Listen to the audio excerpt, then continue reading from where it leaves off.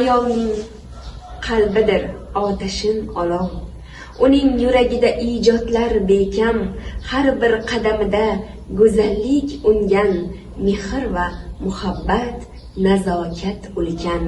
Assalomu alaykum ko'rsatuvimizning aziz mehmonlari. Bugungi ko'rsatuvimizning go'zal, xushbichim xonandasi Mushtari Otaxonova. Xush kelibsiz Mushtari. Avvalambor assalomu alaykum, hurmatli muxlislar, tomoshabinlar, hurmatli obunachilar. Hammalaringizga rahmat, sizlarga ham alohida rahmat taklif qilganlaringiz uchun, mana shu loyihani tashkil qilganlaringiz uchun rahmat. Sizlar bilan g'oyibona uchrashib turganimdan juda ham xursandman. Sog' bo'linglar. Sog' bo'ling Mushtari opa. Mushtari, sizni sahnaga chiqqanda eng ko'p qo'rqitadigan narsa nima? Chunki ayol xonandalar katta sahnalarda, ayniqsa siz ko'proq davlat tadbirlarida, tumanimizning tadbirlarida, ko'proq davlat tadbirlarida bo'lasiz. Shunda baribir erkak kishiga nisbatan ayol xonandani bir ichki qo'rquvi bo'ladi. Siz shu sahnaga chiqayotgan paytingizda eng ko'p qo'rqitadigan narsa nima? Mana san'at sohasiga kirib kelganimga 14 yil bo'ldi. Oltiariq tumani madaniyat markaziga kelganman 14 yil oldin 2011-yil kelganman. Lekin hozirgacha sahnaga chiqsam hayajonlanaman. To'y tadbirlarga borsam ham, davlat tadbirlarida ham qandaydir hayajon bo'ladiki, tomoshabinlar xalq qanaqa kutib olar ekan deb o'ylayman. O'zimda ichki shunaqa kechinmalar o'tadi. Hozirgacha lekin aytadiganim hayajonim bor. Hayajoningiz bor. Sizda demak, ya'ni o'zimni yo'qotib qo'ymasmikinman sahnada yoki o'zimni haligi bir noqulay vaziyat yuzaga chiqib qolmasmikin degan narsalar qo'rqitadi. Ichki qo'rquv o'zingizni qo'rqitadi. Shunaqa qo'rquv bo'ladi. Menda ichki kechinmalar o'tadiki, tomoshabinlar qanaqa kutib olar ekan. Hammada har xil ular fikr bo'ladi. Chunki men ayol san'atkorman. Biz masalan men qishlog'imda, chekka qishloqda istiqomat qilaman. Ayol san'atkor bizda men borman. Bir xilga insonlarga, tomoshabinlarga bu boshqacha ta'sir qiladi. Chunki ayol san'atkorlarga nisbatan erkak san'atkorlar ko'pda bizda. Ular qanaqa qilib kutib olar ekan degan qo'rquv o'tadi. Hayajonlanaman hozirgacha sahnada. Albatta bu mas'uliyatli insonda hayajon albatta bo'lishi tabiiy. Mushtari, qanday qilib musiqada o'zingizni erkin his qilasiz? Shu musiqa bilan qorishish, shu tadbirlarda ham, davlat tadbirlarida ham sizni ko'rganimizda shu musiqaga monand harakatlar qilasiz, raqslar ijro etib tomoshabinlarni o'zingizga jalb qilasizda, mana shu erkinlikni qayerdan olasiz? Men hayotimni musiqasiz tasavvur qilaman. Men shu musiqa bilan birga yashayman. Men o'zi asli raqqosa bo'lganman. Juda ham yaxshi ko'raman musiqani. Men o'sha qo'shiqni raqslar orqali ijro qilib beraman. Ba'zi paytda ham qo'shiq aytaman, ham raqsga tushaman. O'sha musiqa bilan birga yashayman. O'sha 3 daqiqa, 4 daqiqa bo'lsa bitta qo'shiq, o'shaning ichida yashayman. Mana shu qon-qoningizga singib, shu sizni raqsga undaydi. Mana shu raqslaringiz ham hali ko'tarinki ruhdagi qo'shiqlaringizga raqsga tushayotganingizda muxlislaringizni ham o'rnidan turtirib yuborasizda ba'zida. Juda ham yaxshi. Mushtari, sizga keyingi savolim, agar biron bir mashhur san'atkor bilan duet aytish imkoniyatingiz bo'lsa, qaysi san'atkorni tanlagan bo'lar edingiz? Hech ikkilanmay Yulduz Usmonovani tanladim. Juda ham yaxshi ko'raman, juda ham san'atlarini hurmat qilaman. Faqat Yulduz Usmonovani tanlayman. Yulduz Usmonovani, demak hamma qo'shig'ini haligi xirgoyi qilasiz, sevib tinglaysiz, ijro etasiz, tadbirlarda. Qaysi qo'shig'ini bizga aytib bergan bo'lar edingiz? Yulduz Usmonovani ham san'atkor, ham ayol sifatida juda ham hurmat qilaman. Juda ham tartibli san'atkor deb o'ylayman Yulduz Usmonovani. Biz oilamiz bilan yaxshi ko'ramiz, ashaddiy muxlislarimiz. Bolaligingizdan balki sizni motivingiz, san'atga kirib kelishingizga turtki bergan inson ham balkim ustoz Yulduzxonim Usmonovadir.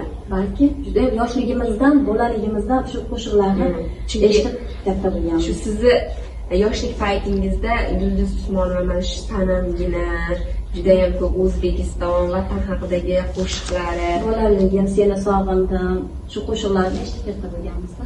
Sog'indim yomon, kelgil men tomon, sumbul ko'z yoshi, tomchilar yomon, lolalar bag'ri, bo'lmada xazon, yonma hislardir omon.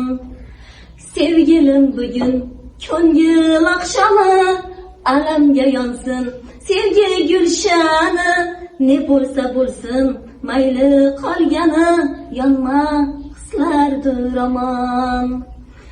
Ko'zlarim intizor yo'lingda seni, sevgimiz bir shirin so'zingda seni, borligimiz ezil baxtingda seni, yod et so'zlarim mani.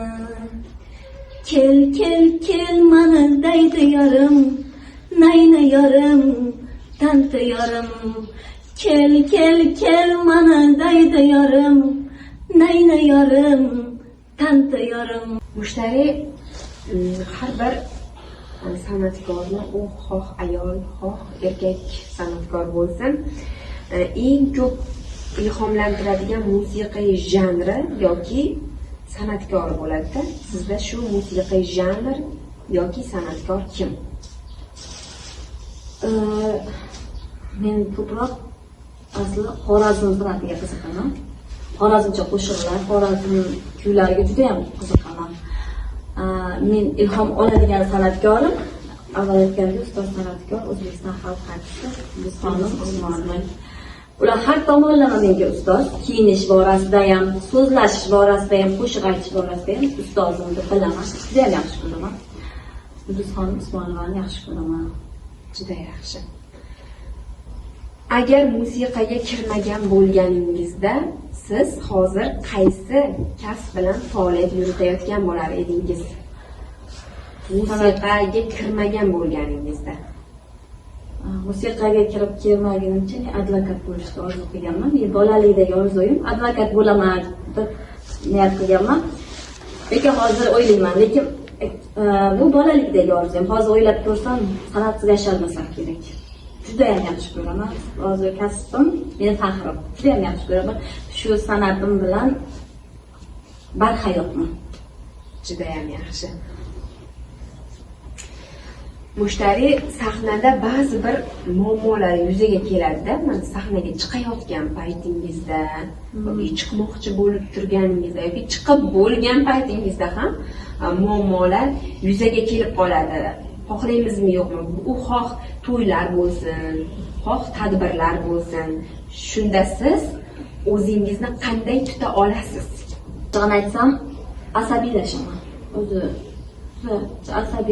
asabim nimalar uchun tajangroqsiz, injiqroqman xarakterim. Boshida asabiylashaman, lekin tomoshabinlarda bu vaziyatda aybi yo'q-da, ularni zeriktirmasligim kerak. To'y tantanalarda ham, davlat tadbirlarida ham. Shuning uchun ozgina gapirib, so'z bilan bu vaziyatdan chiqib ketishga harakat qilaman. Baribir san'atkor inson madaniyat xodimidir. Madaniyatli tarzda, ma'naviyat bilan, chiroyli so'z bilan, xushmuomalalik bilan albatta siz bu vaziyatdan chiqib ketgan paytlaringizni o'zimiz ham ko'rganmiz.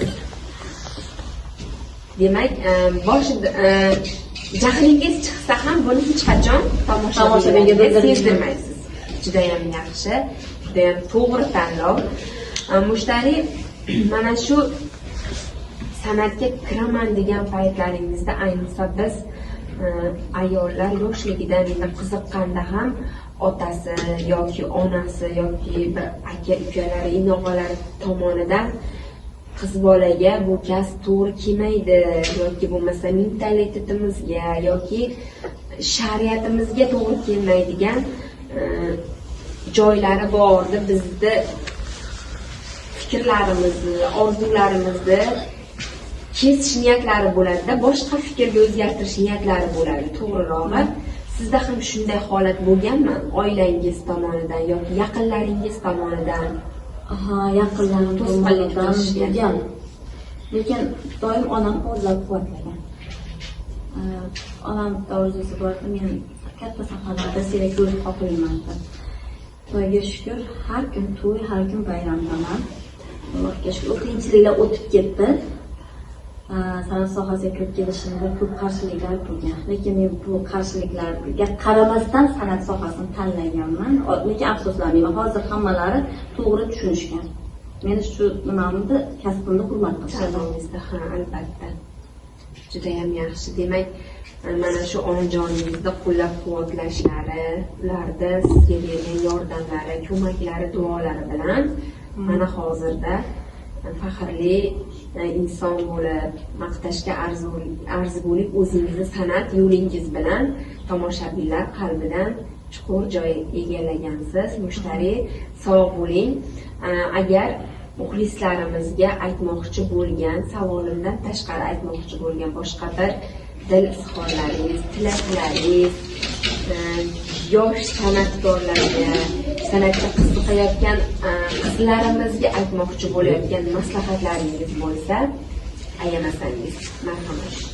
Endi hali maslahat beradigan ustoz san'atkor darajasiga yetganim yo'q, lekin aytadigan dil izhorim, men san'at sohasiga kirib kelishimga turtki bo'lgan ham kursdoshim, birga o'qiganman, ham yaqin tutilgan opam, Aziyonli Shahzoda Akbarman. San'at sohasiga kirib kelishimga u opamni judayam hissalari katta, ilohim umri uzoq bo'lsin. Aytadigan dil izhorim shu opamga, ilohim tan joylari sog' bo'lsin, farzandlarni baxti kamolini rohatini ko'rsin ilohim. Sizga shu ilhomlantiradigan janr yoki san'atkor haqida so'raganimda, xorazmcha janrdagi qo'shiqlarni yaxshi ko'raman deb aytdingiz.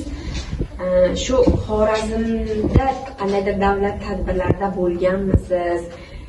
Sizni xorazmcha qo'shiqlaringizni haqiqatdan men o'zingiz muxlisingiz sifatida eshitganman, tadbirlarda ko'rganman. Xorazmcha qo'shiqlarni ham maromiga yetkazib ijro etasiz, ham raqsni ham maromiga yetkazasiz. Agar mumkin bo'lsa shu savolimga javob berib birorta xorazmcha qo'shiq kuylab bersangiz. Albatta Xorazm viloyatiga borish niyatim bor, lekin bormaganman. Xorazm san'atini juda ham yaxshi ko'raman.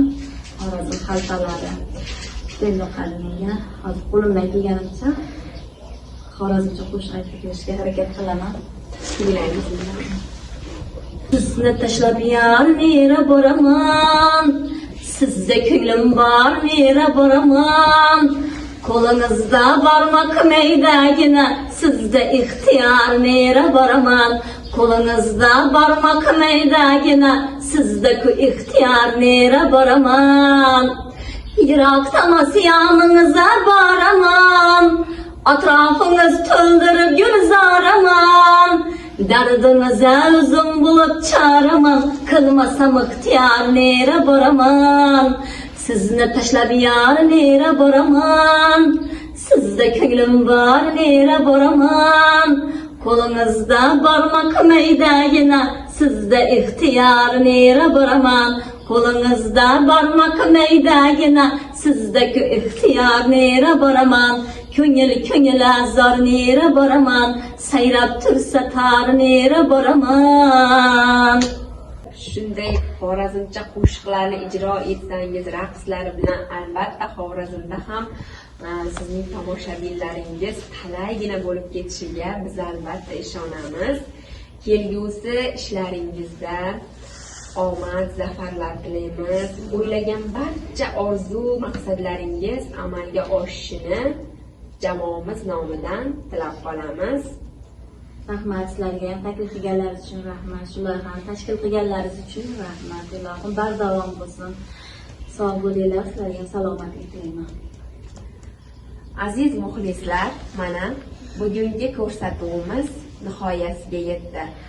Siz ham keyingi ko'rsatuvimizning aziz mehmoni bo'lishingiz mumkin. Bizning raqamlarimiz hamisha siz bilan aloqada. Sog' bo'ling, salomat bo'ling.